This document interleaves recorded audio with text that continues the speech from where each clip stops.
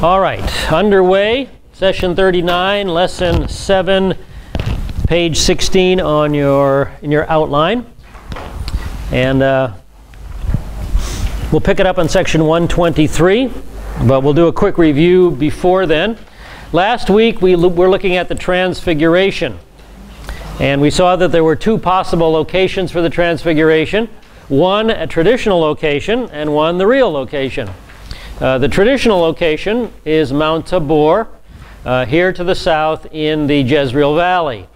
However, the disciples happened to be located in Caesarea Philippi at this time. So that's one of the reasons why I don't think Mount Tabor is the location of the Transfiguration. And then there again was a picture of Mount Tabor. We kind of looked at it and the structures on top of the mountain. So Mount Tabor is not the best location. The best location is Mount Hermon in the north, the Mount Hermon mountain range actually. So Jesus and the three disciples apparently hiked up to one of the higher elevations of Mount Hermon. And here is a slide of Mount Hermon, the highest mountain in the area, 9,000 feet at its highest peak. It's really a range. It's not really just one single mountain. The highest peak being 9,000 feet. And again, snow can be on that mountain year-round on cooler weather.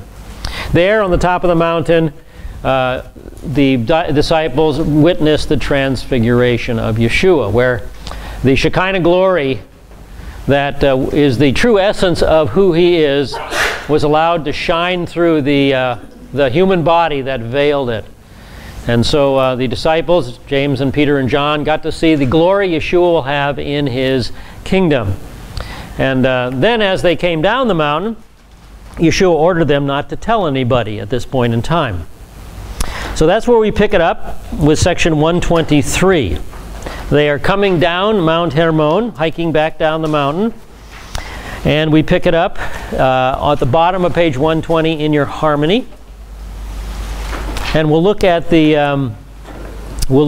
Mark account. We'll pick it up in Mark 9:11, excuse me. Now in this section, John the Baptist and Elijah the prophet are going to be brought together here.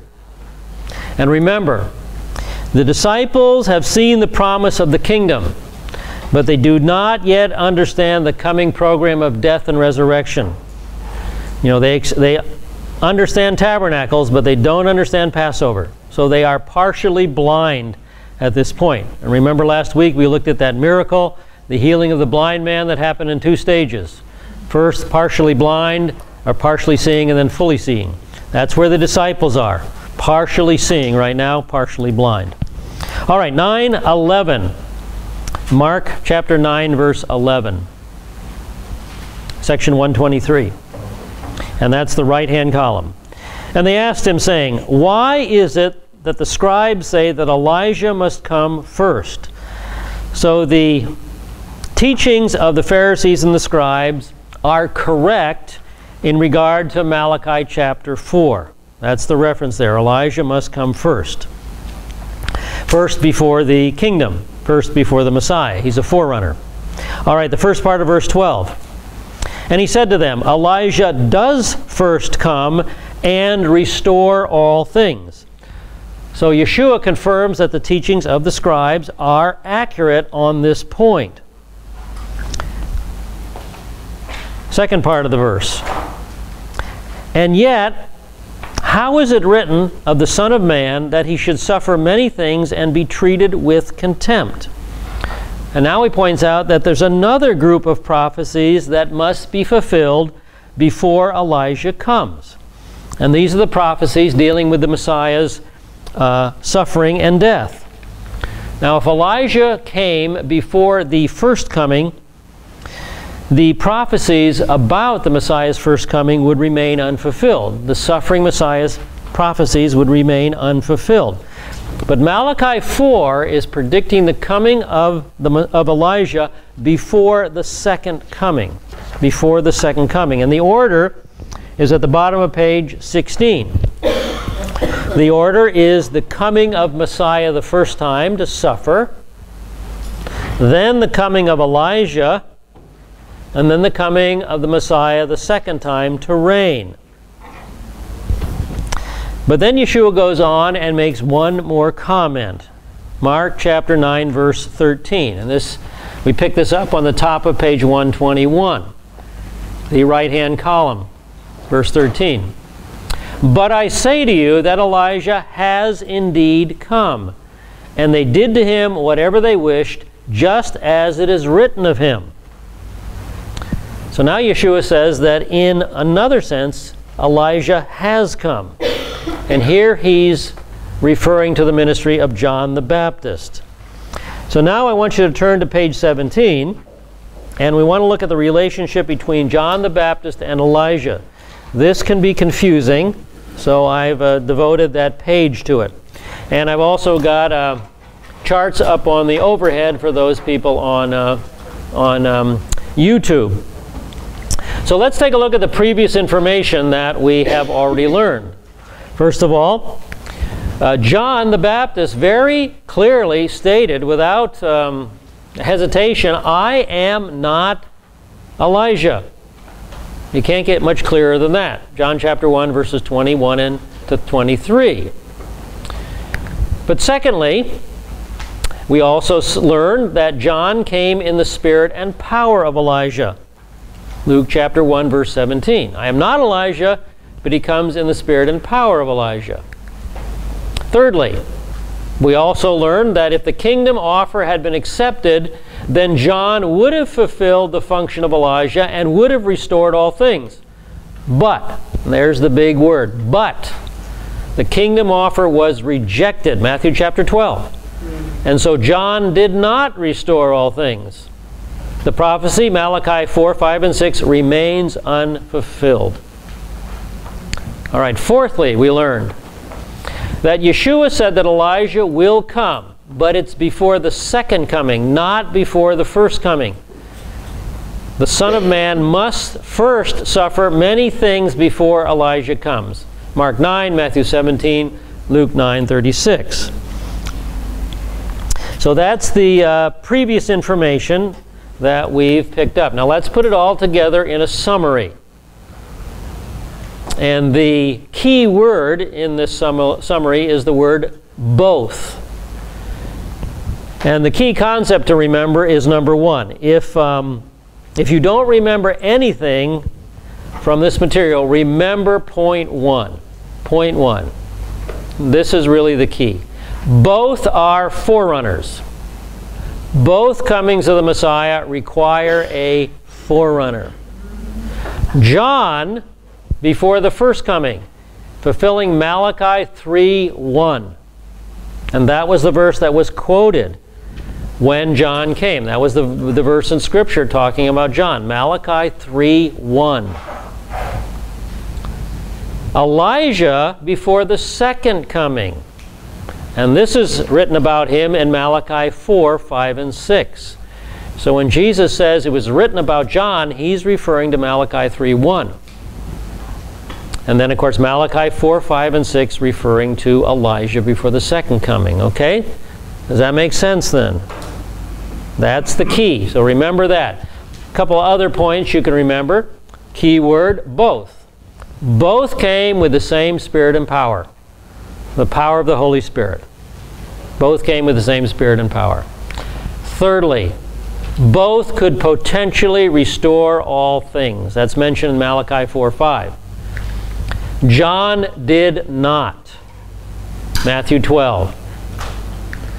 This set the stage for the sufferings of the Messiah. For example, Isaiah 53. So a forerunner did come. But the first coming was rejected. Both the forerunner rejected and the Messiah rejected. Elijah then will come to fulfill Malachi 4:5. He'll restore all things. And then Yeshua will return and set up the Messianic kingdom. For example, as predicted in Isaiah 63 and Revelation 19. How does Elijah restore all things? The main mission of Elijah will be to restore the Jewish family. He'll turn the hearts of the fathers to the children and the children to the fathers. There will be the Jewish family will be more fractured just before the tribulation than it is today. Elijah will return before the great and terrible day of the Lord. That's the tribulation. And he'll restore the Jewish family unit. And a king? Or Hmm? do you how does that happen? Is he reigning to do that? Elijah's not a king. I know he isn't, but I mean, when he comes, how is he going to do that? It doesn't say. It doesn't tell us. I mean, we've got a million questions. Some powerful officer say, hey, yes, you can. He will be recognized and he will be preaching somehow. But the Lord will use him to restore the Jewish family unit. The details, we don't know. We just have to, we can only go as far as the text tells us. Question? Before rapture? It doesn't say before the rapture. All it says is before the great and terrible day of the Lord. So before the tribulation. Whether we will see Elijah or not, we don't know. He will come before the tribulation. We will be raptured before the tribulation. But that's all we can say. That's all we can say. Question? It talks about the two witnesses, and it seems like people guess. When we know Elijah's coming, will he maybe be separate, or is he one of the two? I think he will be separate. I don't think he's one of the two witnesses. You know, many people say Elijah and Enoch and other guesses, but we're not told who the two witnesses are, and I think they're just two Jewish men who are elected by God to that prophetic ministry. I don't think Elijah will be one of them. Okay? But that's for a study of Zechariah and Revelation. Okay? All right, one more question. Bob, is there any certain meaning of the name of Elijah, or was anyone ever told that your son will be Elijah because his name means such a thing, and that representation will come back? No, that's a very common Jewish name, Eliyahu. That's my middle name that's my name. That's my Jewish name, is Eliyahu, Elijah. So I'm not Elijah returned, believe me.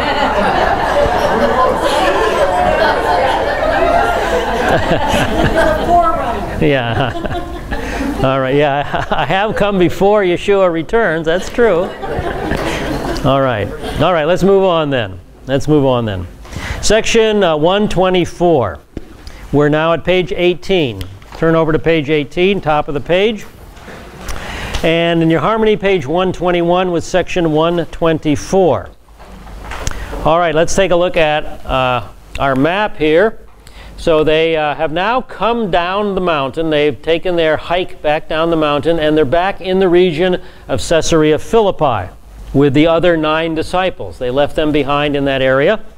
And note again that this is Gentile territory, but we're also going to see that the scribes are there. Now, the scribes are not Jesus' friend at all. And it's very unusual that they would follow him into Gentile territory with their accusations and with their criticisms. But they have done that, and this is a pretty unique situation here. All right, the incident is described in Mark chapter 9, verse 14. And when they came back to the disciples, they saw a large crowd around them with some scribes arguing with them. So it's not a pretty scene that they come back to. A scene full of stress and strife. And apparently the scribes had instigated the situation, and everybody is stirred up and having a good big Jewish argument with all kinds of hand waving because of these scribes. Now the problem is the fact that the disciples can't cast a demon out.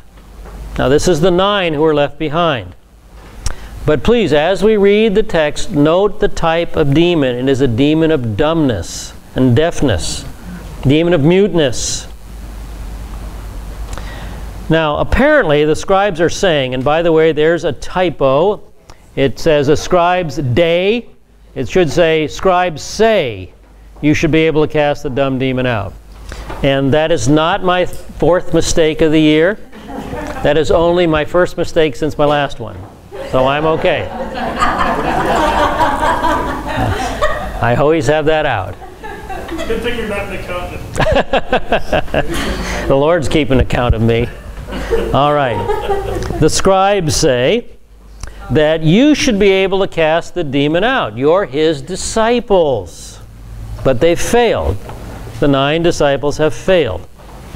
So as we take a look at this, we see also a description of a demonic state. So we're in the middle of page 18. Description of a demonic state, verses 38 through 40. Page 121, right-hand column, verse 38. And behold, a man from the multitude shouted out, saying, Teacher, I beg you to look at my son, for he is my only boy. And behold, a spirit seizes him, and he suddenly screams, and it throws him into a convulsion, and foaming at the mouth. And as it mauls him, it scarcely leaves him. And I begged your disciples to cast it out, but they could not. So this is a very violent demon. It's an extreme case of demonization. And I want you to note, verses 38 through 40 are the Father's expression of personal need. This is an individual man's expression of personal need. Help my son. All right, turn the page to verse 41. Page 122, right-hand column, verse 41. And Jesus answered and said, O unbelieving and perverted generation, how long shall I be with you and put up with you? Bring your son here. Now this comment, this reference to the faithless generation or unbelieving generation, refers to that generation of Jewish people guilty of the unpardonable sin. He's referring to the scribes and the crowd that is arguing with the disciples. The argument seems to be that they are challenging Yeshua's messiahship. Again, if Yeshua is the Messiah, you, his disciples, should be able to do messianic miracles as well. So he must not be the Messiah. So it's just a way to undercut his claim. That's apparently what's happening here. All right, let's turn to the Mark account. Slide over to the left, to the middle column, and drop down to verse 22 in the middle column. The Father, or Mark adds some additional comments by the Father. And it has often thrown him both into the fire and into the water to destroy him. But if you can do anything, take pity on us and help us. Now the Father made a little bit of a mistake there. He should have said, if you will, not if you can. And Yeshua responds along that vein in verses 23 and 24. And Jesus said to him, if you can, all things are possible with him who believes. Immediately the boy's father cried out and began saying, I do believe. Help my unbelief. This is the Father's expression of faith. The answer, therefore, is going to be yes, because Jesus will work miracles for individuals in response to personal need on the basis of faith. And I like this guy. I've always liked this guy's comments because, like us, he struggles with a mixture of doubt and faith, doesn't he? And all of us do in this room. I think if we're honest, we all have that struggle. And I think as we walk with the Lord, the faith grows and the doubt shrinks, but we're all struggling with it. And he's honest. He just lays it right out there. Verses 25 through 27. And when Jesus saw that the crowd was rapidly gathering, so it's getting bigger and bigger and bigger now, he rebuked the unclean spirit, saying to it, You deaf and dumb spirit, I command you, come out of him and do not enter him again. And after crying out and throwing him into a terrible convulsions, it came out.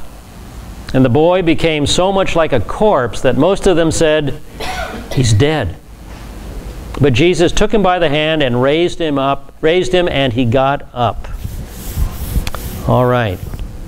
We're at the heading lessons.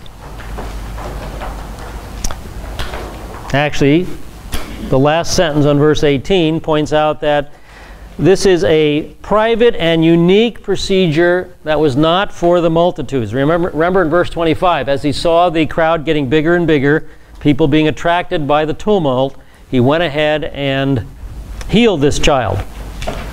So this is not for the multitudes. But now on page 19, we learn some lessons. The disciples have something they can glean from this incident, something that Jesus wants them to comprehend. Verse 28. And when he had come into the house, his disciples began questioning him privately. Why could we not cast it out? So again, the miracles are for the disciples. He's training the disciples. So they will be taught privately in the house, not out with the multitudes. So he tells them two reasons in the Matthew account why they could not cast out the demon. And the first one is insufficient faith. Matthew chapter 17, verse 20. So we're on page 123. We're in the left-hand column, verse 20.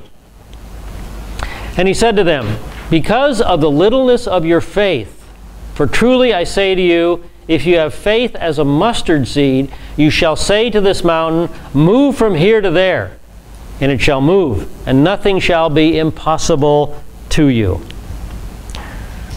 A mountain. Talks about a mountain. Now, mountains, symbolically in the Scripture, are usually a symbol of a king, a kingdom, or a throne. The question here is Jesus using the term literally or symbolically? The context allows for both.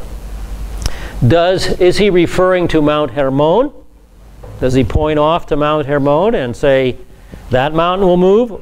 Or is he referring to the kingdom of Satan?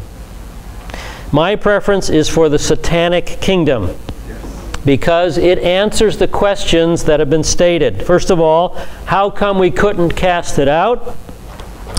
And it uses the Father's faith as a lesson. The father of the boy had small faith. He had faith the size of a mustard seed, didn't he? Which was more than the disciples had. But when he brought that tiny little mustard seed to Yeshua, Yeshua used it as a tool to cast out the demon. I think that's an encouragement. What was the demon? I mean, what was the illness again? The deafness and muteness. So you could not inquire of the demon what its name was. Right, exactly. The rabbis could not cast out this kind of demon.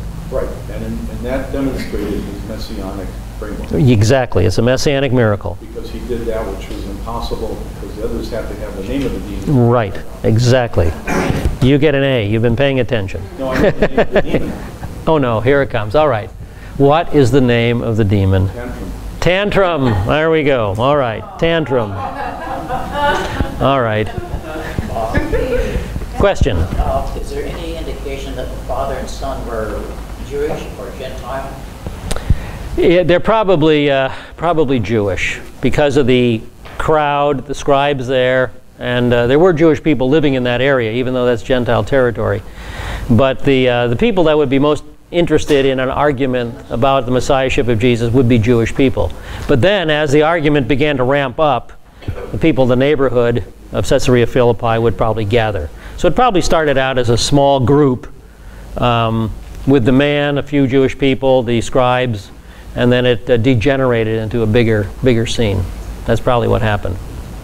All righty. So anyway, this is a good lesson for me because, you know, I don't know if my faith is any bigger than a mustard seed either. But God can do great things with genuine faith. All right, so two reasons why the disciples could not cast out the demon. First, a lack of faith.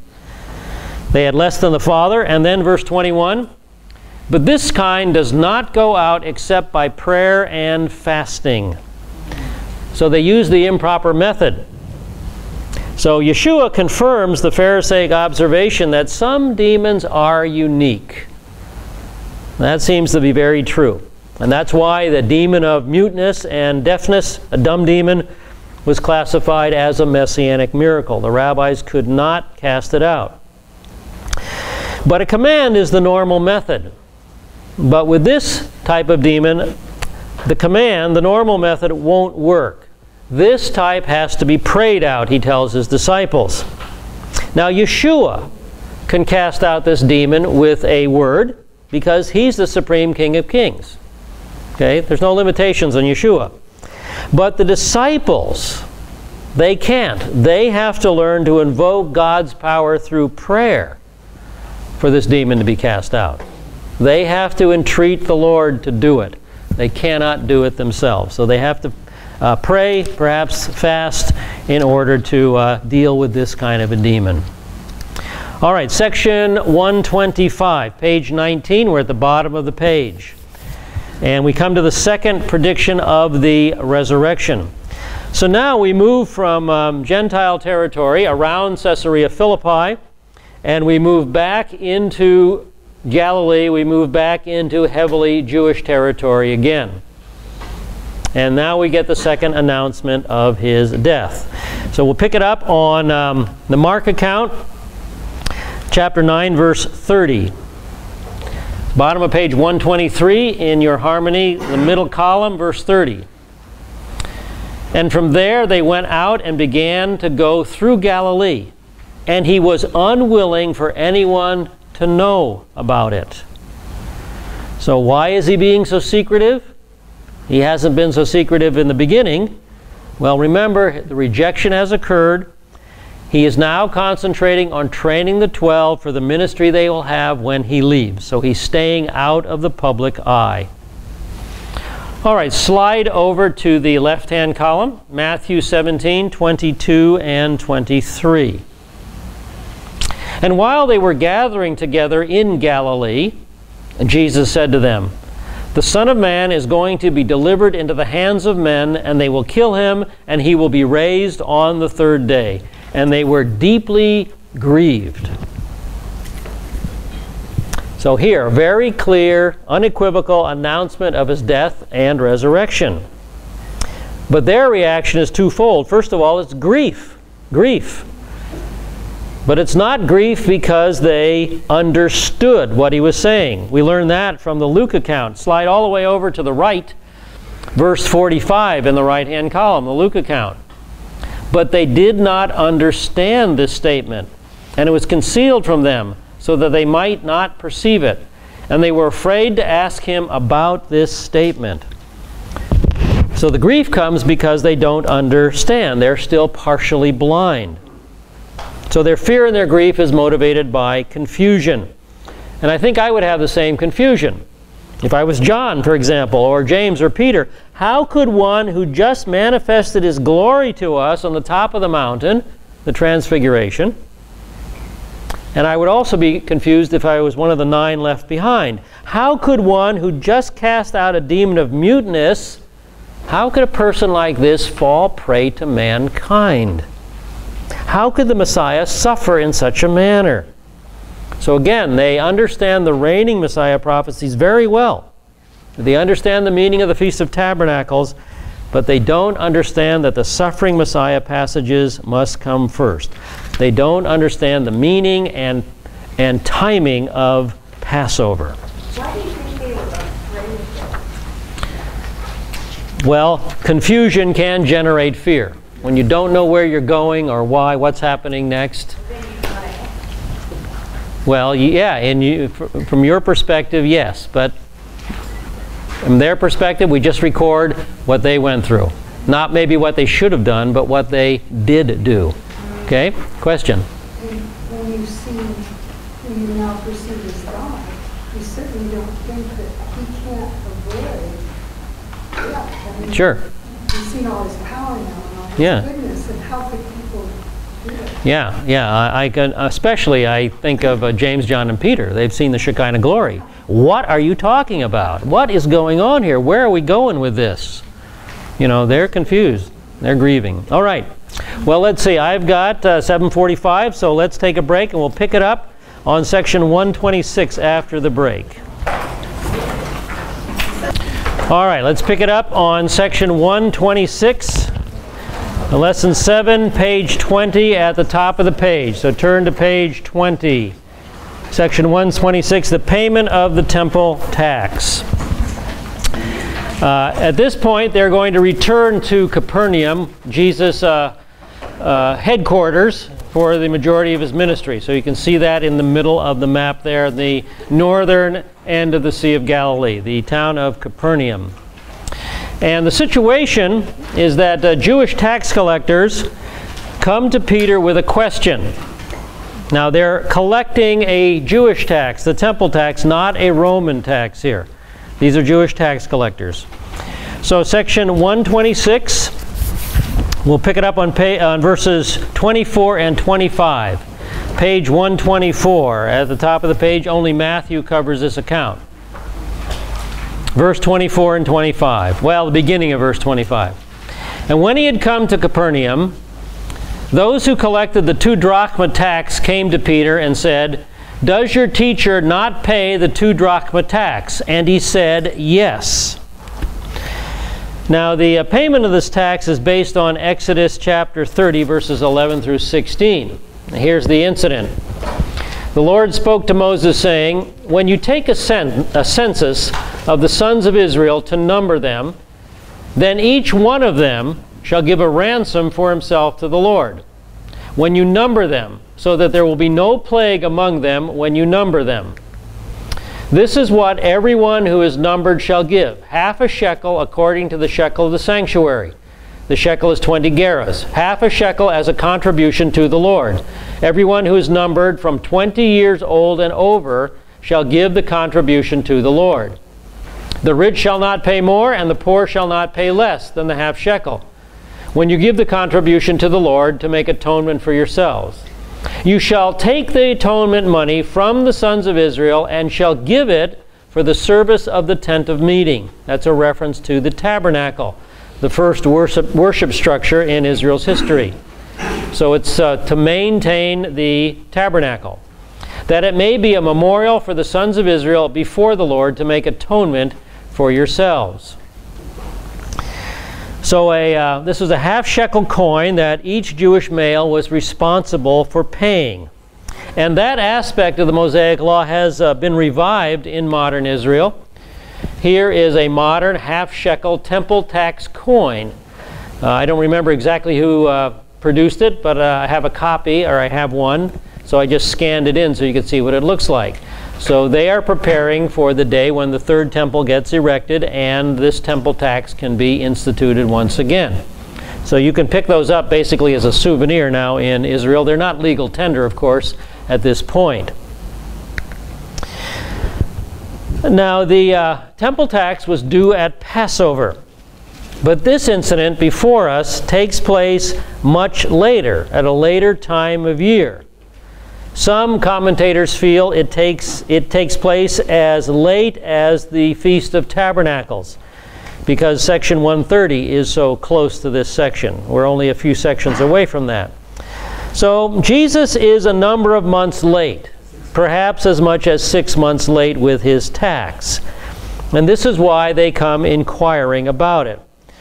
But Peter rashly answers. He doesn't check with Jesus. He just says, yes, Jesus will pay the tax. So let's pick it up on verse 25. He said, yes. And when he came into the house, Jesus spoke to him first, saying, "What do you think, Simon? From whom do the kings of the earth collect customs or poll tax? From their sons or from strangers?" And upon Peter saying, "From strangers," Jesus said to him, "Consequently, the sons are exempt." So Jesus jumps right into reading Peter's mind, doesn't he? He spoke to him first before Peter had a chance to say anything. So he knows what goes on between our ears. He knows all of us. Now, Jesus is referring to the taxes that the kings of the earth collect. Notice, he's speaking about the kings of the earth. He's using current Roman tax laws to illustrate his position in relation to God.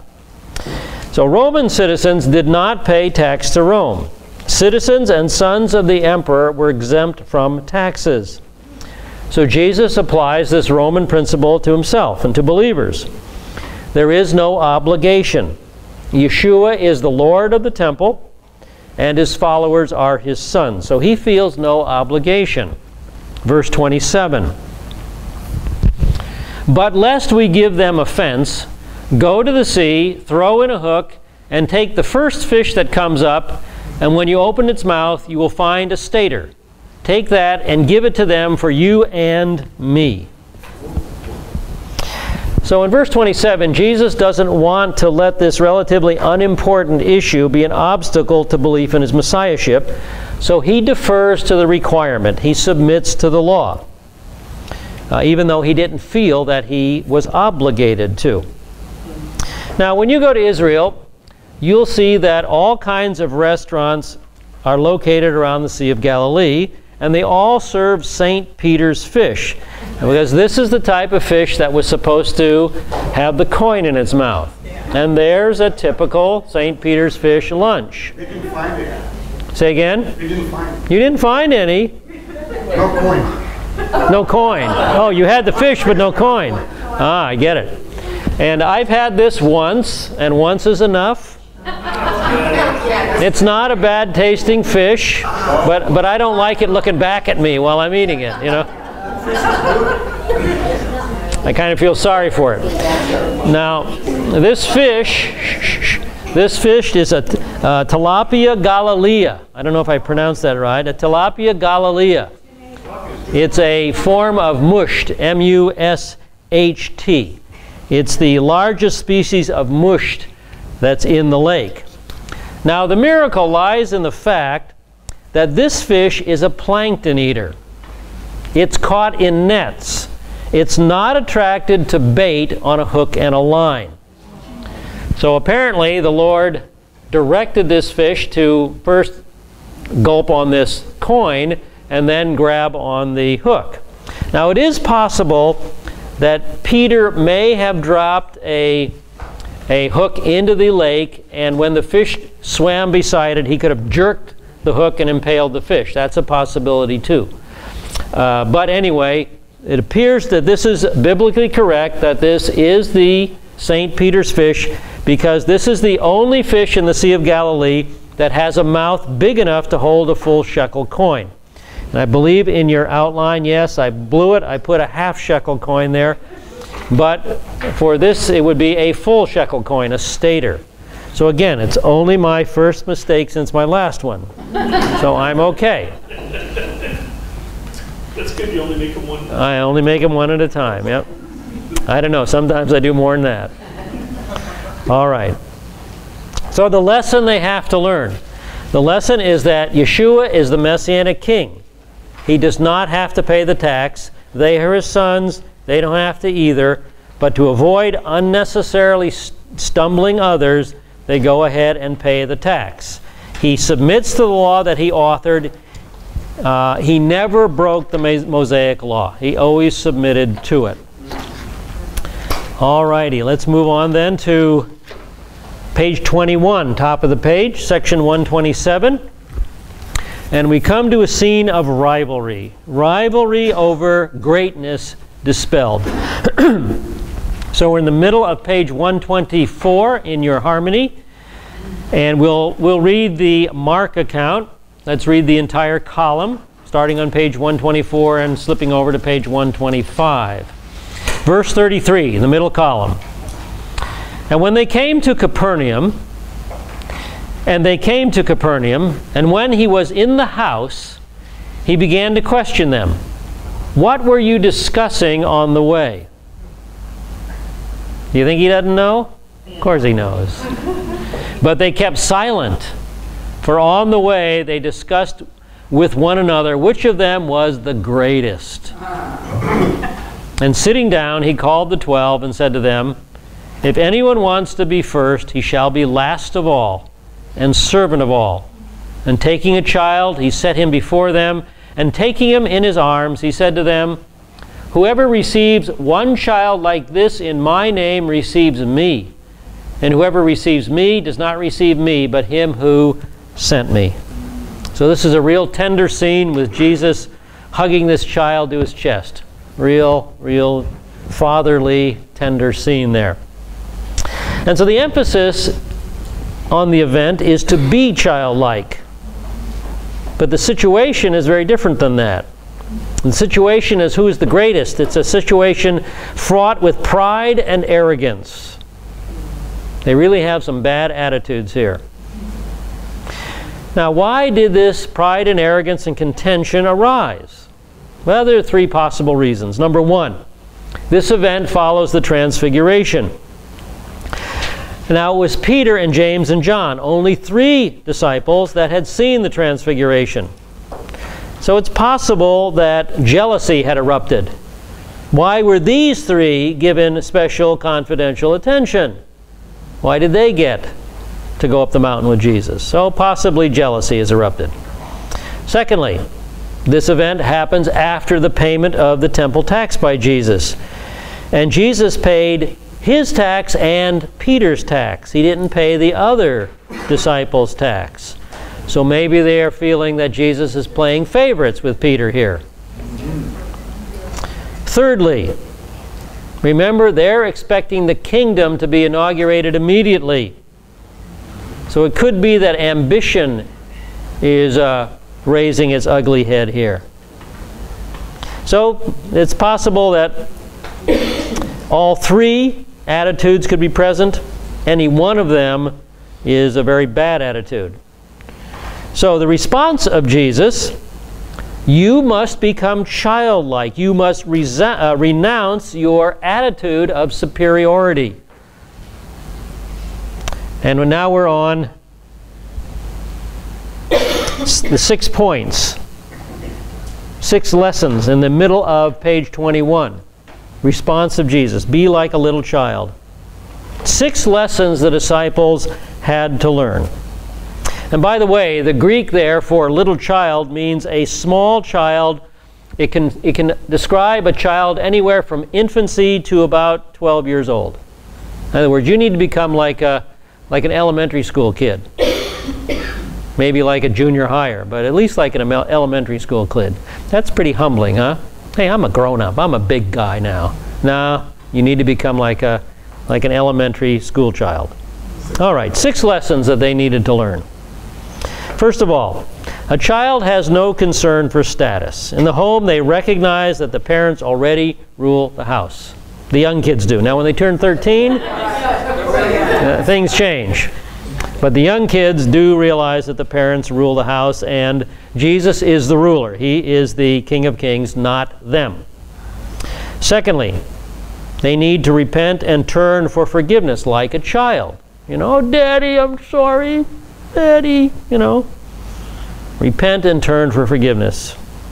Thirdly, be humble like a little child. Fourthly, be characterized by a spirit of receptiveness like a child. Be teachable. You know, I'm looking forward to going up to Oregon and being with our grandkids. It's a lot of fun to teach them. They're so curious. You know, my oldest grandson, let's do science, Grandpa. I don't want to play, Grandpa. I want to learn something. You can't learn something when you play. Well, you can, but Jamie wants to learn, you know. He's teachable. That's a lot of fun. However, I'm going up with a brand new Kindle Fire tablet computer that the guy just gave me. And I'm expecting Jamie to teach me how this thing works.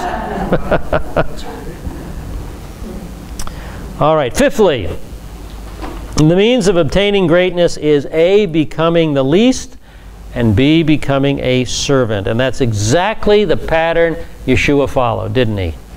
And again, we see that in the very, very famous and important section, Philippians 2, verses 5 through 10.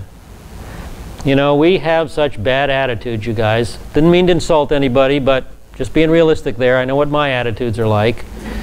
And if our attitudes weren't so bad, Philippians 2, 5 through 10 wouldn't be needed. But here we go. Have this attitude in yourselves, which was also in Messiah Yeshua, who, although he existed in the form of God, did not regard equality with God a thing to be grasped, but emptied himself, taking the form of a bondservant, and being made in the likeness of men, being found in appearance as a man, he humbled himself and became obedient to the point of death, even death on a cross. He suffered death on a cross. He became the least. And before that, he became a servant. But after that, for this reason also, God highly exalted him and bestowed on him the name which is above every name, so that at the name of Yeshua, every knee will bow, to those who are in heaven and on earth and under the earth. And so he followed this pattern: humility, servanthood, and then exaltation. So if we want to be great, we've got to learn to become the least and the servant. But while these guys are walking around with him, he's showing his they're seeing his power in the transfiguration as well. And their mindset sees that power. They don't understand Right. his status with the Father necessarily.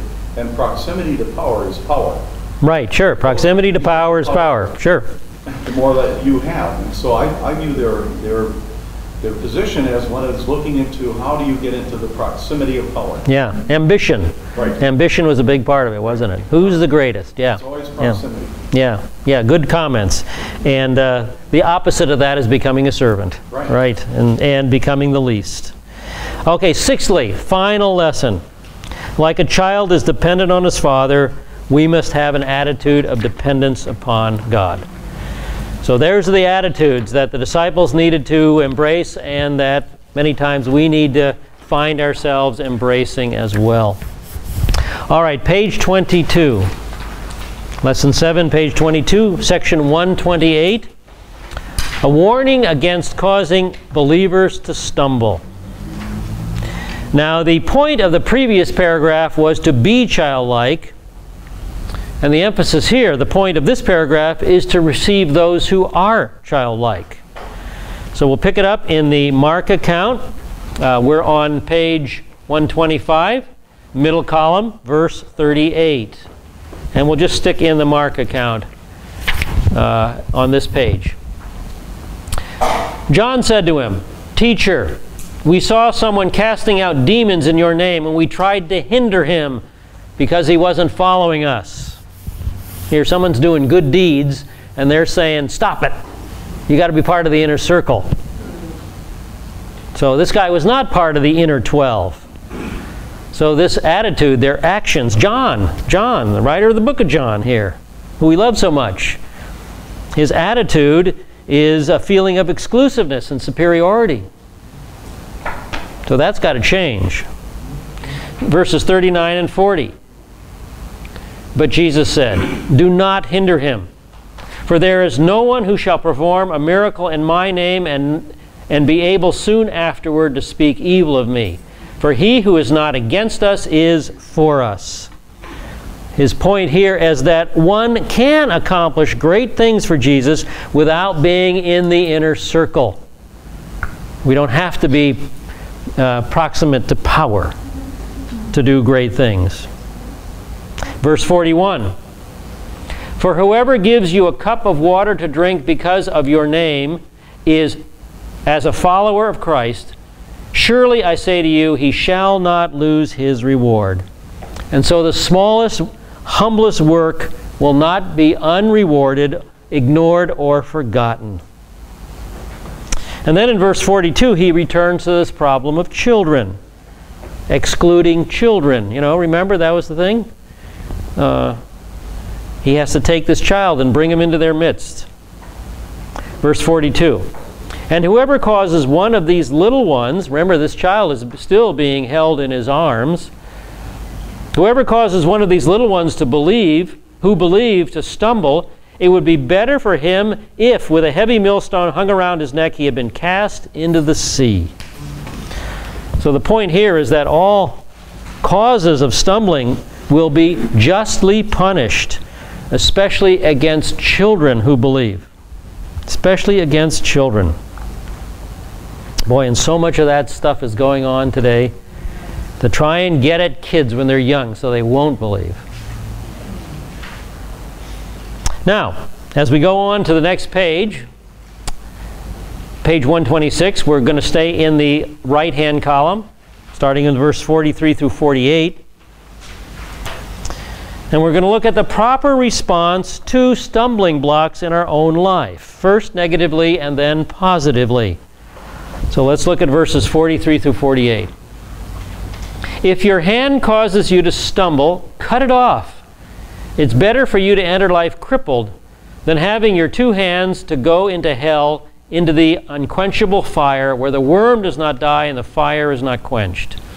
And if your foot causes you to stumble, cut it off. It's better for you to enter life lame than having your 2 feet to be cast into hell, where the worm does not die and the fire is not quenched. And if your eye causes you to stumble, cast it out. It's better for you to enter the kingdom of God with one eye than having 2 eyes to be cast into hell, where their worm does not die and the fire is not quenched. Now, Jesus is using normal Jewish exaggeration to make a point here. He's using hyperbole. And we use hyperbole all the time.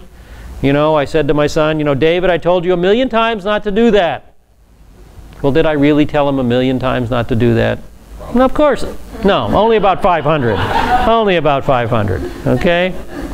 We use hyperbole all the time. So he's repeating ideas that he taught in the Sermon on the Mount, back in Matthew chapter 5. So we should not interpret this literally, because to interpret this literally would mean eventual suicide. Because, you know, you cut off your arm, you'll find you sin. You pluck out your eye, you'll find you'll continue to sin. The only way to stop sinning is to cut off your head. That's the only way it'll work. So if we take this in a crass, wooden, literal manner, that would mean self-mutilation. But he's not asking us to do that. He's driving home the point that anything that causes stumbling blocks in our lives need to be dealt with and put away. And it's not self-mutilization, although you read about it in the newspapers. You know, every once in a while you read about somebody who does something like this. But these guys have bad attitudes, and he's telling them, get rid of these attitudes in no uncertain terms. Now, there's a good footnote at the bottom of page 126, footnote P. So drop down to that. You know, these footnotes are good things to read, you guys, so consider them. According to the Palestinian custom, Jews did not refer to the abstract sinful act, but to the concrete member of the body by which it was liable to be committed. This was thus not a call to self-mutilization, but a refusal to place the body at the disposal of selfish pleasures. Alrighty. Check your attitudes. So that's the negative side. Now, when we read verses 49 and 50, we come to the positive side of the coin. For everyone will be salted with fire. Salt is good. But if the salt becomes unsalty, with what will you make it salty again? Have salt in yourselves, and be at peace with one another. Now, salt. Salt is a very, very important aspect in Judaism, because it not only flavors food, but it has a lot of symbolic value. And Mark's statement here is a Talmudic proverb for it is impossible. So it's impossible to make salt flavorful again. Now, in Judaism, every sacrifice was salted. The temple sacrifices were salted using Dead Sea salt, which could lose its flavor. Now, our modern salt doesn't, but the Dead Sea salt could. Look at footnote Q, bottom of page 28. You know, get on your high power specs. I didn't warn you about that one. That's what, about 6-point type. But anyway, Q. The salt of the covenant, Leviticus 2:13, provided for purification and preservation of the sacrifice. As long as the disciples remained pure by not wrangling among themselves, see that attitude problem? Wrangling among themselves over greatness, they could preserve the world from judgment. The salt of the illustration was salt from the Dead Sea, which, unlike modern salt, contains impurities which make it lose its saltiness.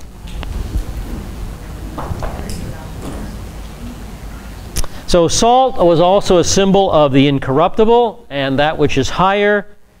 It was compared to the soul, it was compared to Scripture, it was compared to sharp thinking. But most important, it's a symbol of God's permanent and eternal covenant with Israel. 2 Chronicles 13:5. Speaking of the Davidic covenant, did you not know that the Lord God of Israel gave the rule over Israel forever to David and his sons by a covenant of salt? Something that would never change. All right, top of page 23. So salt is a preservative and a seasoning. So the disciples ought to have inner salt. They're not to lose the qualities symbolized by salt. They ought to preserve the holiness of their own walk with God by dealing with the stumbling blocks that come into their lives, their attitudes. Their sins deal with these stumbling blocks. Bad attitudes are a stumbling block. You know, God is always dealing with our inner thoughts, isn't He? And our attitudes can cause us to fall flat on our face. And in addition, they ought to season the lives of others by not causing occasions for stumbling in others. With this kind of attitude, we can be at peace with one another. We can preserve relationships and make them flavorful by having salty personalities, right? Good attitudes. And this is picked up by Paul. Paul picks up this idea in Colossians 4:6. Let your speech always be with grace, as though seasoned with salt. So you should know how you should respond to each person. You know, things come out of our mouths that sometimes we are happy with it and sometimes we regret it. James says the tongue is a restless evil full of deadly poison. So we need to be really careful about what we say, and we should have speech that's gracious, that's preservative, that's healing. And when we have an attitude like that, that everything I say needs to be gracious, we can preserve relationships rather than tear them apart. You want to be worth your salt. You want to be worth your salt, yeah. You said have speech that is gracious and what? And preservative, you know, preserving relationships. All right, let's finish with just a thought or so about the children again. Move over to the Matthew account. Verse 10. Just slip across the page to the left-hand column in verse 10 there. That's Matthew 18:10. See that you do not despise one of these little ones, for I say to you that their angels in heaven continually behold the face of my Father who is in heaven. So he's holding this little child in his arms. All right? Remember, that kid is still there in his lap. Now apparently, from Matthew 18:10, we learn that all children have guardian angels, both believers and unbelievers. But no passage guarantees this for those of us who are grown-ups. Now Hebrews 1:14 tells us that all believers have guardian angels. Hebrews 1:14, for they, angels, are they, angels, not all ministering spirits sent out to render service for the sake of those who inherit salvation. So apparently young children receive a guardian angel, and then at some time, we don't know what age, the angel leaves only to return if they become a believer. But we don't know when that age would be. I would say that the angels probably leave when a child can make a rational decision concerning right and wrong. That's when I would suspect it would happen. But then when we become believers, we all have guardian angels. So the point here, don't exhibit an exclusionary, superior attitude toward children. Don't look down on children or other believers. Don't look down on other believers either. All righty. Page 23, we have an article on salt. It moves over to page 24. And this is as far as we got in the class this morning, so we'll pick it up next week on section 129. Yes, question? With this conclusion about children and guardian angels, and it seems more appropriate to me to be looking at his references as having a double meaning, but his true focus is on believers being children, as opposed to putting all this emphasis on he's specifically talking about children here. I understand that there's a child in his lap. Right. It seems like there's a double meaning going on here. Well, that's possible, but he's trying to teach the disciples. And yes, he could be teaching them that the people you minister to, consider them children, just like this child. Treat them in the same way. So I think there's a very strong connection there, although you could be right. He could be saying, treat those in your charge as lambs, as children, as sheep. You know, treat them graciously. All right, question? Isn't he also speaking of literal children? Yeah, literal children too. How the disciples wanted to keep children. Yeah, exactly. Yeah, we run into that. Yeah, he tells, keep the children away, and he says, Yeah, he says, don't prevent the children from coming to me. So there was an attitude of, hey, these kids won't understand what's going on. You know, keep them out of here, that kind of thing. So there is that literal sense as well. Like your grandchildren. Yeah, like our grandchildren. Okay, let's go ahead and pray, and then we'll set you loose. We'll meet next week. I don't know if the Question? board went around everywhere because we didn't get it in those rows. Okay, the attendance clipboard is up front here, so you can get it. Okay, Father, again, we want to thank you for your word, and thank you for all that you're doing in the lives of the disciples, because we see that it mirrors our lives. We're learning step by step. Sometimes we're grieved when we don't know where you're leading us. Sometimes we have bad attitudes and despicable speech. And we've got to rip those things out of our lives and put them away. And learn to be the gracious, salty people that you want us to be. Just like the disciples are learning that lesson, so we learn it step by step as well. So Lord, we need your help. This is, as you know, this is contrary to our nature. So we ask you to do your work in our hearts day by day. Help us to recognize our bad attitudes. Help us to recognize what's going on between our ears so that our actions don't follow suit. And help us to stand out in this world because of this and to be a bright and shining light to others.